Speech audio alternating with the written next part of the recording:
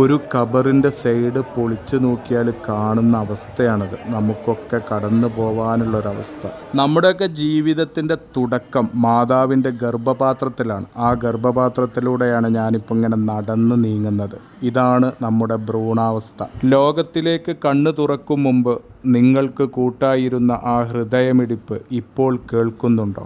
ശരിക്കും നമ്മൾ മനുഷ്യരുടെ ഒരു ജന്മം, ജീവൻ തുടങ്ങണം നമ്മളൊരു ഭ്രൂണാവസ്ഥയിൽ നിന്ന് തുടങ്ങിയിട്ട് അവൻ്റെ ജീവിതത്തിൽ അവൻ കടന്നു പോകുന്ന ഓരോ ഘട്ടങ്ങളുണ്ട്. ജനനം, പിന്നെ ചെറിയ കുട്ടി, അതിൽ നിന്ന് വലുതായി വിദ്യാഭ്യാസം, വൈവാഹിക ജീവിതം, കുടുംബജീവിതം, വാർദ്ധക്യം, ഇങ്ങനെ അവൻ ജീവിതത്തിൽ കടന്നു പോകുന്ന ഓരോ ഘട്ടങ്ങളും, ആ ഘട്ടങ്ങളിലൊക്കെ അവൻ്റെ സൃഷ്ടാവുമായിട്ടുള്ള കണക്ഷൻ, അവനായിട്ടുള്ള ലിങ്ക്, അല്ലെങ്കിൽ ഈ ഒരു മനുഷ്യൻ്റെ നിയോഗം എന്താണ്, അതുപോലെ തന്നെ മനുഷ്യനും പ്രകൃതിയും സൃഷ്ടാവും തമ്മിലുള്ള കണക്ഷൻ, ഇതൊക്കെ വളരെ വ്യക്തമായിട്ട് നമുക്ക് മനസ്സിലാക്കി തരുന്ന, അതുപോലെ തന്നെ ഓരോ മനുഷ്യൻ്റെയും ജീവിതത്തെ താറുമാറാക്കുന്ന പ്രലോഭനങ്ങളിൽ നമ്മൾ പാലിക്കേണ്ട ജാഗ്രതയും ശ്രദ്ധയും, അതിൽ സൃഷ്ടാവ് തന്നിട്ടുള്ള താക്കീതുകൾ, ഇങ്ങനെ മനുഷ്യനും പ്രപഞ്ചവും സൃഷ്ടാവും തമ്മിലുള്ള ആ ഒരു ലിങ്ക് വളരെ വ്യക്തമായി മനസ്സിലാക്കി തരുന്ന ഒരുപാട് സ്റ്റാളുകൾ, അതിൽ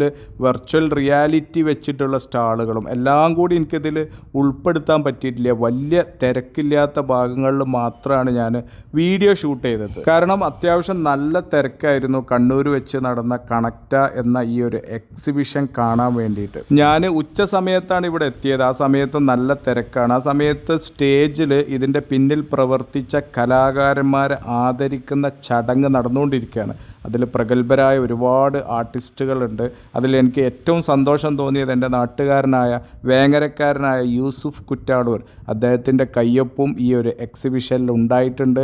അതിന് അദ്ദേഹത്തെ ആദരിക്കുന്നത് കണ്ടപ്പോൾ ഒരുപാട് സന്തോഷം. ഒരുപാട് ചിന്തകളും ആശയങ്ങളും നൽകുന്ന ഈ ഒരു എക്സിബിഷൻ അവസാനിക്കുന്നത് ഓരോ സൃഷ്ടിയും സൃഷ്ടാവിലേക്കുള്ള മടക്കയാത്രയുടെ തുടക്കമായ മരണവും ഖബർ ജീവിതത്തെയും ഓർമ്മപ്പെടുത്തിക്കൊണ്ടാണ്. വളരെ ഭംഗിയായിട്ട് തന്നെ ഇതിൻ്റെ പിന്നിൽ പ്രവർത്തിച്ചവര് ഇത് കാണാൻ വരുന്ന ആളുകൾക്ക് വളരെ ലളിതമായി മനസ്സിലാക്കുന്ന രീതിയിലാണ് ഇത് ഡിസൈൻ ചെയ്തിട്ടുള്ളത്. പക്ഷെ എനിക്ക് ആകെയുള്ള ഒരു സങ്കടം എന്ന് പറഞ്ഞാൽ, ഇത് തുടങ്ങി ഒരുപാട് ദിവസം കഴിഞ്ഞ് ഏറ്റവും അവസാന ദിവസമാണ് ഞാനിവിടെ എത്തിയത്. ആ അർത്ഥത്തിൽ എനിക്ക് ചെറിയൊരു വിഷമമുണ്ട്. ഏറ്റവും ലാസ്റ്റ് ഡേ ആണ് ഈ ഒരു വീഡിയോ നിങ്ങളായിട്ട് എനിക്ക് ഷെയർ ചെയ്യാൻ പറ്റിയത്.